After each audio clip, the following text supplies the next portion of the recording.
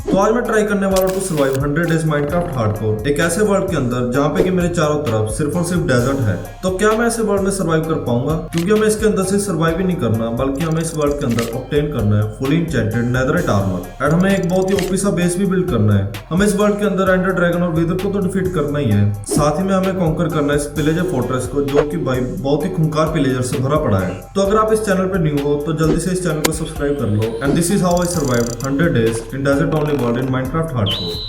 तो डे 1 पे मैं स्पॉन हुआ था इस ब्रांड से डेजर्ट में, और जैसा कि आप देख सकते हैं कि जितनी दूर तक नजर जा रही है हमें यहाँ पर सिर्फ सैंड और रेत देखने को मिल रहा है। थोड़ी सी दूरी पर मुझे एक ओसिस दिखता है, तो मैं जल्दी से जल्दी वहां पे भागा चला जाता हूँ। पास आने पर मुझे एक ट्रेडर मिलता है जिसके की बहुत ही घटिया ट्रेड्स थे, तो मैं बहुत ही प्यार से इसे रवाना कर देता हूँ। पास में एक बैरल भी पड़ा था जिसमें से कि मुझे कुछ कैरेट, ब्रेड और आयरन मिल जाता है। इसके बाद मैं यहाँ से कुछ वुड उधार ले लेता हूँ और साथ ही में थोड़ी सी सैंड की हेल्प से मैं इस ट्री को भी ठीक कर देता हूँ, क्योंकि एक महान आदमी ने मुझसे कहा था माइनक्राफ्ट में उड़ता हुआ ट्री और चिड़ियों में उड़ती हुई गाय किसी को अच्छी नहीं लगती। खैर छोड़ो, इसके बाद मैं अपने लिए क्राफ्टिंग टेबल बना के एक वुडन पिकेक्स क्राफ्ट कर लेता हूँ। एंड मुझे पास ही में एक रूइंड विलेज भी दिखता है जिसमें से कि मुझे कुछ कोल ब्लॉक्स मिलते हैं, तो मैं फटाफट से इन्हें माइन करके निकल पड़ता हूँ आगे एक अच्छा सा विलेज ढूंढने। रास्ते में मुझे एक रूइंड पोर्टल मिलता है जिसपे कि भाई एक नहीं बल्कि दो गोल्ड ब्लॉक्स थे, और साथ ही में मुझे इसकी चेस्ट में से कुछ ऑब्सीडियन और गोल्ड के बूट और हेलमेट भी मिल जाते हैं। एंड फाइनली मुझे थोड़ी सी दूरी पर एक विलेज दिखता है, तो तुम्हारा भाई जल्दी से इस विलेज में आ जाता है और मैं सबसे पहले यहाँ की सारी हेबल चुरा लेता हूँ, आई मीन उधार ले लेता हूँ। एनीवेज फिर मैं यहाँ पे स्पॉन हुए इस कैमल को देख ही रहा था कि तभी मेरी नजर जाती है थोड़ी सी दूर एक डेजर्ट टेंपल पे, जो कि भाई देखने में तो काफी खतरनाक सा लग रहा था। लेकिन अभी अपने पास इतना अच्छा टूल या आर्मर नहीं था कि मैं जाके उस टेंपल को एक्सप्लोर कर सकूं, इसलिए मैं चुपचाप से इस घर के अंदर आके सो जाता हूँ। और नेक्स्ट डे की सुबह होते ही मैं निकल पड़ता हूँ माइनिंग के लिए, जहाँ पे सबसे पहले मैं कुछ कोबलस्टोन माइन करके अपने लिए स्टोन के टूल्स क्राफ्ट करता हूँ। एंड आगे मुझे केव मिलती है जिसमें से कि मैं ढेर सारा कोल एंड आयरन माइन करके अपने लिए आयरन की पिकेक्स और शील्ड क्राफ्ट कर लेता हूँ। फिर थोड़ा सा आगे चल के मुझे एक डर्ट पैच मिलता है, एंड जैसा कि आपको पता है कि इस वर्ल्ड में डर्ट बहुत ही ज्यादा रेयर है, इसलिए मैं सारी डर्ट कलेक्ट कर लेता हूँ, जो कि इन फ्यूचर हमारे फार्म्स वगैरह बनाने में बहुत ही ज्यादा हेल्पफुल रहेगी। इसके बाद मैं माइन के आयरन से चेस्ट प्लेट और लेगिंग्स क्राफ्ट कर लेता हूँ और निकल पड़ता हूँ अपने माइनिंग एडवेंचर को कंटिन्यू करने।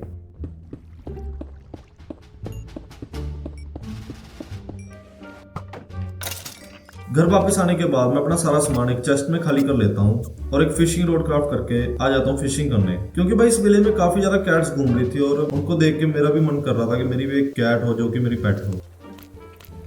एंड इतनी सारी फिश खिलाने के बाद फाइनली ये कैट हमारी फ्रेंड बनी जाती है। काफी दिनों से भूखी थी शायद बेचारी। तो इसके बाद मैं अपनी कैट को लेकर आ जाता हूँ अपने घर। एंड नेक्स्ट डे की सुबह होते ही तुम्हारा भाई लग जाता है फार्मिंग वगैरह करने।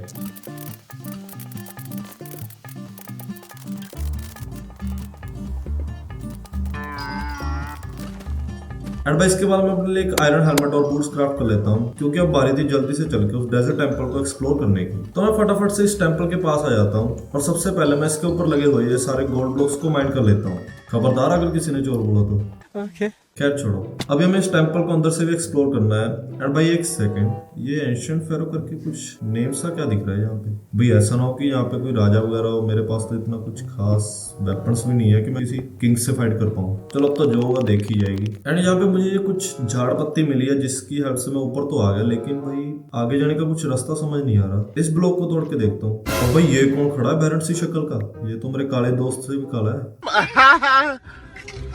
तो चलो मैं बहुत ही सावधानी से यहाँ तक तो पहुंच गया। अब जल्दी से इसे निपटाते हैं, फिर देखेंगे आगे क्या कुछ मिलता है। तो भाई पता नहीं कितनी हेल्थ थी इसकी, मरने का नाम ही नहीं ले रहा था ये तो। एंड ये सामने मुझे ये कुछ चेस्ट वगैरह पड़ी तो दिख रही है, जल्दी से देखते हैं कि इनमें से क्या लूट मिलती है मुझे। भाई साहब मजा ही आ गया, मतलब कि यार आप लोग खुद चेक करो कितनी भयंकर लूट मिली है यहाँ से। और भाई फिर मैं आ जाता हूँ थोड़ा सा और आगे एक और नए विलेज में, जहाँ पे कि मैं इनका भी सारा राशन पानी उठा लेता हूँ। एंड पता नहीं यार इस घर में क्या मेला लग रहा था, सारे विलेजर ही यहीं पे इकट्ठा हुए पड़े थे। लंगर वगैरह तो नहीं बट रहा है अंदर। अब इसके बाद मैं आ जाता हूँ सीधा अपने घर, जहाँ पे कि मैं अपना सारा सामान एक चेस्ट में खाली कर देता हूँ। अब यार मैं ना यहाँ पे रह रह के पक गया था, एंड मैं सोच रहा था कि एक बेस बिल्ड किया जाए। तो मैं इस विलेज के पास ही में एक अच्छी सी जगह फाइनल करके लग जाता हूँ अपने लिए एक सुंदर सा घर बिल्ड करने।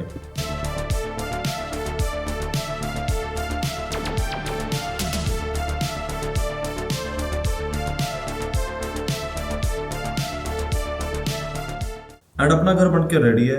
एज यू कैन सी काफी सुंदर लग रहा है अपना घर। आना कभी आप लोगों की हवेली पे, चाय वगैरह पिलाऊंगा मैं। What do you mean by that?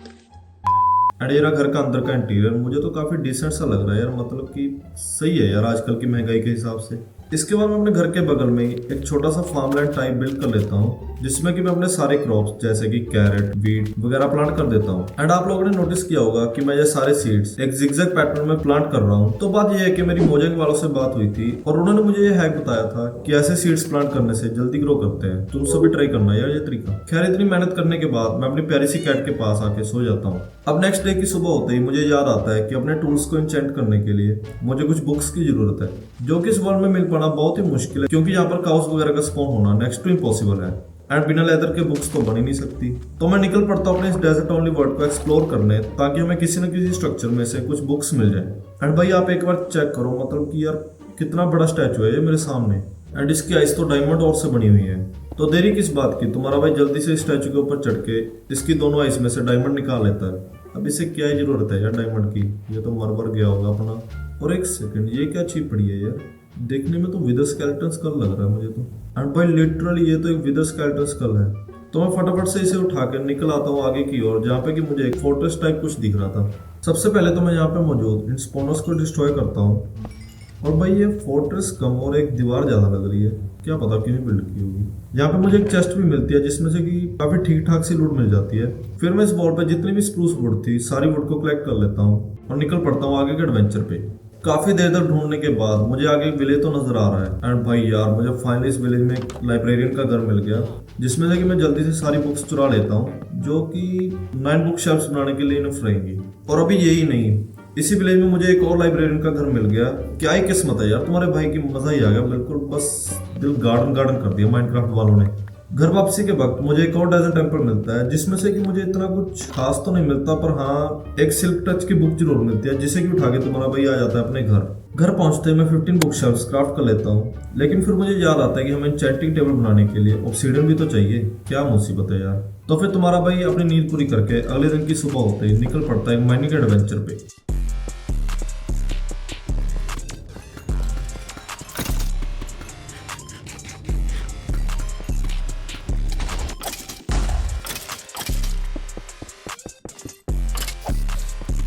And finally मैं घर पे आके सबसे पहले इंचेंटिंग टेबल क्राफ्ट कर लेता हूँ और अपने घर के बिल्कुल सामने एक इंचेंटिंग सेटअप बना लेता हूँ। लेकिन लेवल्स कम होने की वजह से मैं अपनी पिकेक्स पे लेवल 2 की इंचेंटमेंट ले पाता हूँ, जिसमें कि मुझे एफिशिएंसी 3 और अनब्रेकिंग मिल जाती है। और अब तुम्हारा भाई आ जाता है एक्सपी फार्म बिल्ड करने, ताकि मैं अपने सारे टूल्स एंड आर्मर को अच्छे से इंचेंट कर पाऊँ। और भाई जैसा कि आप सबको पता है कि ये काफी बेसिक सा एक्सपी फार्म है, तो मैं इसे कुछ ज्यादा एक्सप्लेन नहीं करूंगा। As you all can see हमारा एक्सपी फार्म बनके बिल्कुल रेडी है एंड इसमें से मुझे काफी ठीक ठाक सी एक्सपी मिल जा रही है। इसके बाद मैं अपने घर पे वापस आके full set of diamond armour and tools craft करके सब पर इंचेंटमेंट्स ले लेता हूँ। जैसा कि आप देख सकते हैं कि ये रही हमारी सारी इंचेंटमेंट्स। इसके बाद मैं एक विलेजर ट्रेडिंग हॉल बिल्ड करने लग जाता हूँ, जिसकी हेल्प से मुझे मेंडिंग के साथ साथ और भी ढेर सारी बुक्स मिल सके।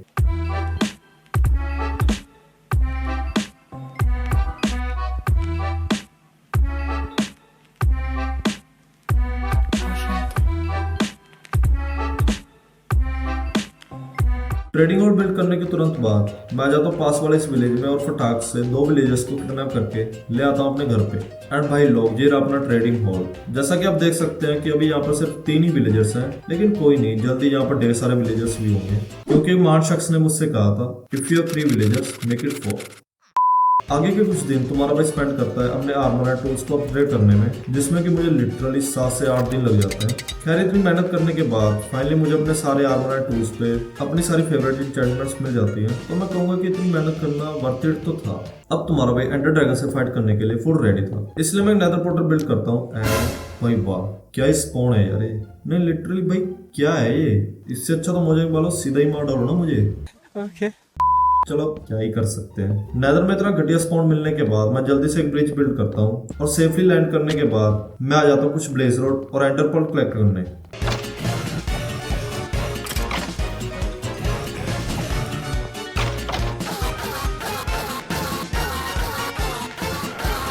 अपने घर पर वापस आके मैं जल्दी से आइज ऑफ एंडर और साथ ही में कुछ पोशन ऑफ स्ट्रेंथ भी क्राफ्ट कर लेता हूँ। इतना सब करने के बाद तुम्हारा भाई एंडर ड्रैगन से फाइट करने के लिए बिल्कुल रेडी था। एंड अब बारी था आई ऑफ एंडर को थ्रो करने की। Sorry my mistake. तो हाँ अब मैं आई ऑफ एंडर को फेंकता हूँ और फिर निकल पड़ता हूँ इसी दिशा में स्ट्रॉन्ग होल्ड ढूंढने। दिन रात एक करके मुझे आखिरकार स्ट्रॉन्ग होल्ड मिल ही जाता है एंड जल्दी से इसे एक्टिवेट करके मैं पहुंच जाता हूँ एंड डायमेंशन में, जहाँ पे कि अपना सामना होना था इस डायमेंशन के बादशाह एंडर ड्रैगन से।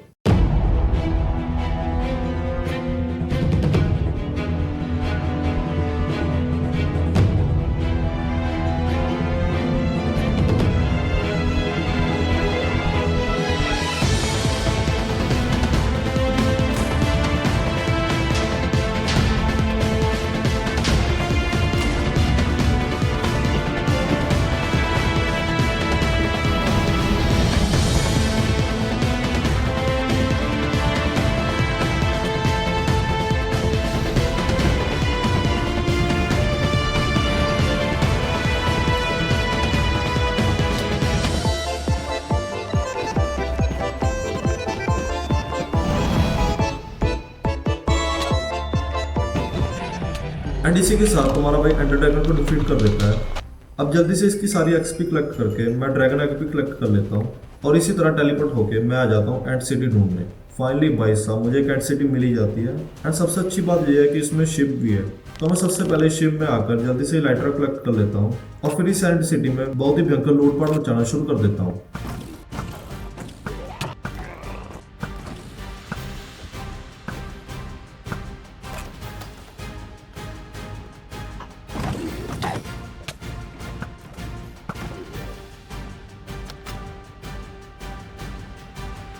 और मैं फिर यहाँ से सारी लूट कलेक्ट करके अपने घर की ओर जा ही रहा था कि तभी मेरी नजर पड़ती है एक नहीं बल्कि दो एंड सिटीज पे। एंड भाई मोस्ट इंपोर्टेंट बात ये है कि इन दोनों में शिप भी है, मतलब कि भाई गजब मजा ही आ गया यार। इतनी सारी लूट कलेक्ट करने के बाद मैं आ जाता हूँ सीधा अपने घर और एंड सिटीज में मिली हुई लूट से मैं अपनी शवल और चेस्ट प्लेट को अपग्रेड कर लेता हूँ और साथ ही में तीनों लेटर्स पे मेंडिंग भी लगा लेता हूँ। और फिर मेरी नजर जाती है अपने क्रॉप फार्म पे, जो कि भाई फार्म के नाम पे बस एक धब्बा ही था। तो भाई फिर मैं लग जाता हूँ अपने क्रॉप फार्म को अपग्रेड करने ताकि अपने बेस के हिसाब से सुंदर तो लगे साथ ही में फंक्शनल भी हो।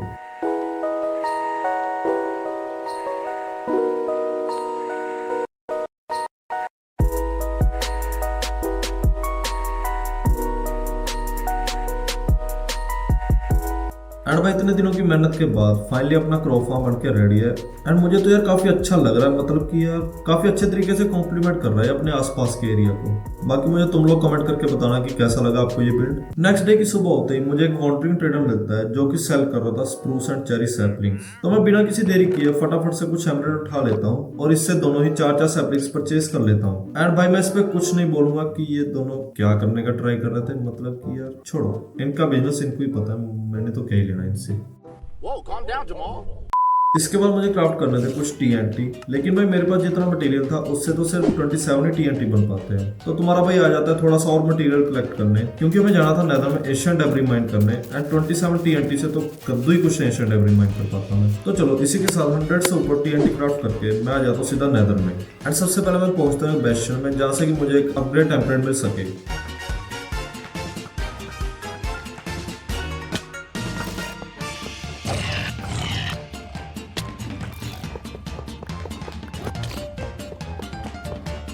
और भाई इतने सारे मर्डर करने के बाद फाइनली मुझे एक टेम्पलेट मिल जाता है। तो मैं फटाफट से यहाँ से सारा काम का सामान उठा के कल्टी मार लेता हूँ और आ जाता हूँ सीधा एशियन डेब्री माइन करने, जहाँ पे मैं सिंपली एक स्ट्रिप माइन बना के उसमें TNT प्लेस करके उसे आग लगा देता हूँ।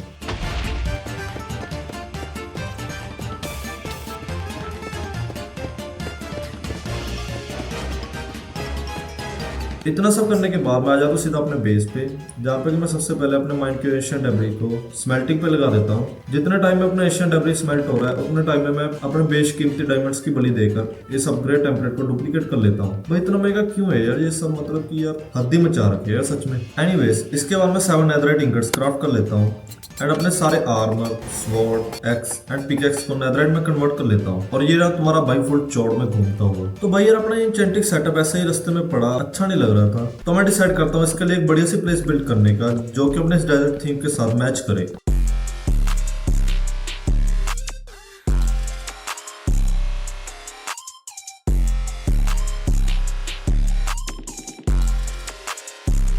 एंड भाई अपना ये छोटा सा पिरामिड इंचेंटिक सेटअप बनके तैयार है। एंड ये रहा अपना क्राफ्टिंग टेबल और बाकी का सामान। और अब टाइम हो गया था सोने का, तो कल को मिलते हैं। 2000 years later.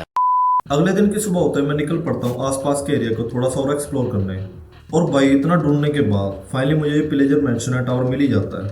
एंड लिटरली काफी बड़ा है यार ये तो, आई गेस लूट भी काफी अच्छी मिलेगी इनमें से। तो फटाफट मैं यहाँ पे मौजूदा सारे पिलेजर्स को निपटा देता हूँ और इनका सारा सामान भी लूट लेता हूँ। और लिटरली यहाँ पे तो इतनी मस्त लूट थी ना, क्या ही बताऊँ यार मैं। लेकिन अभी ये तो कुछ नहीं, क्योंकि अभी यहाँ पे इनका एक फोर्ट्रेस भी है यहाँ से काफी दूर, जो कि भाई गोल्ड और एमराल्ड ब्लॉक से भरा पड़ा है। अगर भाई वो खजाना हमारे हाथ लग गया तो बस बल्ले बल्ले हो जाएगी हमारी। पैसा ही पैसा होगा। खैर इतनी लूटपाट मचाने और अपने सर पर ये एरो खाने के बाद मैं निकल पड़ता हूँ अपने बेस की ओर। पर अपने घर पर पहुंच के मुझे पता चलता है कि हमारे यहाँ पर इन पिलेजर्स ने रेड शुरू कर दी है। तो मैं फटाफट से पहले सो जाता हूँ। लो कर लो बात, हम आपको गुड मॉर्निंग कहने आए और आप अभी तक सो रहे हो। तो भाई ये क्या था, मतलब कि यार ये क्रीपर सीधा ही मुझे किस करने आ गया। मेरे भाई कोई शर्म वगैरह है कि नहीं तुझे? एनीवेज रेड स्टार्ट होते ही मैं पिलेजर्स को लपेटना शुरू कर देता हूँ।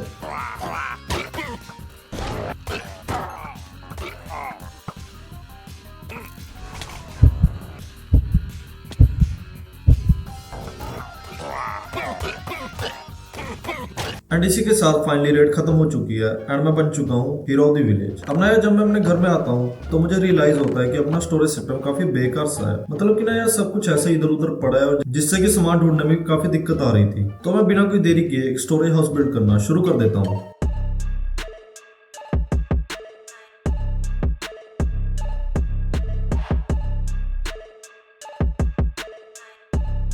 एंड ये अपना स्टोरेज हाउस बनकर कंप्लीट। जैसा कि आप देख सकते हैं कि अपना सारा सामान बिल्कुल फर्स्ट क्लास सॉर्टेड है। और अब बारी थी एक ट्री फार्म बिल्ड करने की, जिससे कि मुझे आगे के बिल्ड्स के बाद हर तरह की वुड आसानी से मिल पाए।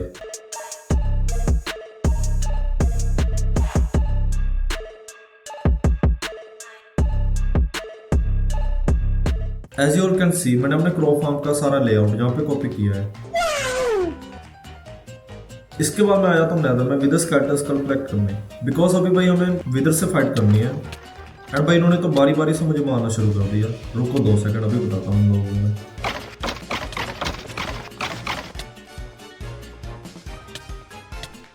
और यार लिटरली यहाँ पे तो मेरा दिल ऐसे धक धक कर रहा था ना, क्या ही बताऊँ तो मैं बस एक हार्ट पे बचाऊंगा, सिर्फ एक हार्ट।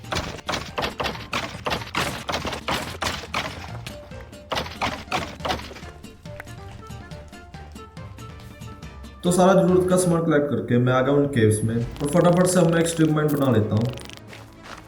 एंड फाइनली विदर को स्पॉन करके अपनी फाइट शुरू हो चुकी है। आप लोग बस एंजॉय करो।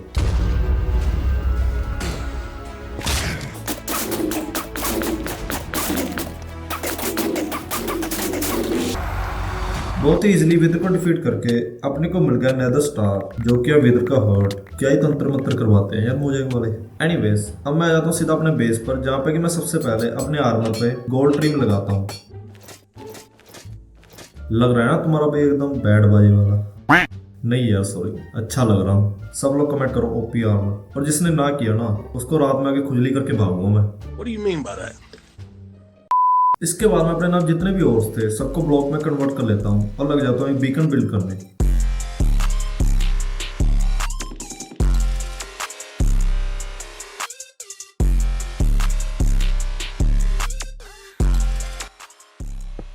एंड भाई साहब अपना बीकन बन के बिल्कुल रेडी है और इसमें से मैं रेजिस्टेंस का इफेक्ट ले लेता हूँ।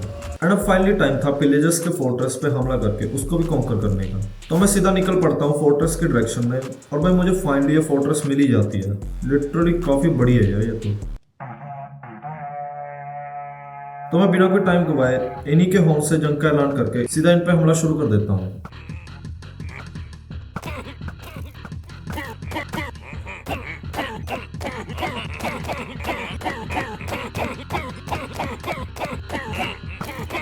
इसी के साथ मैंने इस फोर्ट्रेस को भी बहुत ही आसानी से कॉन्कर कर दिया। नहीं भाई ऐसा तो बिल्कुल नहीं है कि मुझे इन पिलेजर्स को मारने में पूरा घंटा लगाओ। इसके बाद मैं यहाँ पे मौजूदा सारा खजाना उठा लेता हूँ।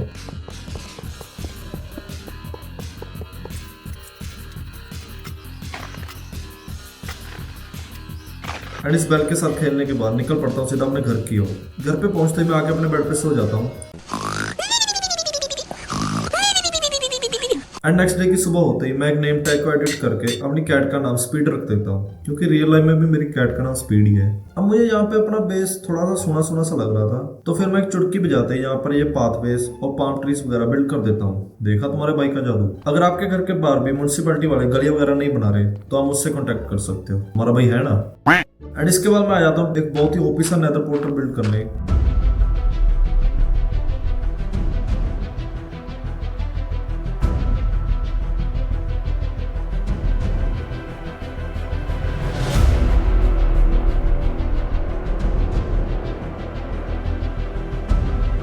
और भाई दिन रात एक करने के बाद फाइनली अपना ये नेदर पोर्टल बन के तैयार है। मैंने इसे एक आई की शेप में बनाया है, क्योंकि यार मैंने देखा है कि इन पिरामिड्स वगैरह में ऐसे ह्यूमन आई को बहुत ज्यादा इंपॉर्टेंस दी है। तो ओवरऑल हमारा ये नेदर पोर्टल पिरामिड वाली इस थीम को थोड़ा सा और इनहेंस कर रहा है। और अब टाइम था अपने बेस का सबसे मेन बिल्ड मतलब कि पिरामिड बनाने का। तो मैं बिना कोई देरी किए लग जाता हूँ एक जायंट सा पिरामिड बिल्ड करने।